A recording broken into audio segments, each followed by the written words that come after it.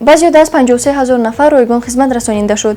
Бахшида ба рӯзи умумии ҷаҳонии тандурустӣ дар муассисаи давлатии пажӯҳишгоҳи гастроэнтерологии ҷумҳурии Тоҷикистон чорабинии расмии Вазорати тандурустӣ ва ҳифзи иҷтимоии аҳолӣ баргузор гардид. Бино ба иттилои дафтари матбуоти Вазорати тандурустӣ ва ҳифзи иҷтимоии аҳолии кишвар, ки дар чорабинии мазкур бо мақсади ба машварат ва ташхису муоинаи ройгон фаро гирифтани шаҳрвандони мамлакат доир гашт, муовини якуми вазири тандурустӣ ва ҳифзи иҷтимоии аҳолии кишвар Ғафур Муҳсинзода, муовини вазири тандурустӣ ва ҳифзи иҷтимоии аҳолӣ Шодихони Ҷамшед, Зулфия Абдусамадзода, Абдухолиқ Амирзода шарикон оид ба рушд ва роҳбарони муассисаҳои ҷумҳуравӣ, мутахассисон ва сармутахассисони соҳаи Вазорати тандурустӣ ва ҳифзи иҷтимоии аҳолӣ иштирок намуданд. Чорабинии мазкур ҳамзамон дар муассисаҳои тиббии табобатии ҷумҳуравӣ, марказҳои саломатии шаҳри Душанбе, шаҳру ноҳияҳои тобеи ҷумҳурӣ ва дар умум дар тамоми муассисаҳои табобатӣ вилоятҳо ва шаҳру ноҳияҳои мамлакат ташкил карда ва баргузор гардид. Тибқи иттилои расмӣ дар вақти муайян гардидаи чорабинии солимгардонӣ ба зиёда аз 53 000 нафар шаҳрвандони мамлакат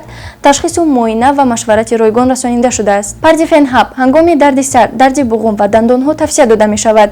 Пардифен аз ширкати Вегафарм. Пардифен ҳабро аз дорухонаҳо пурсон шавед.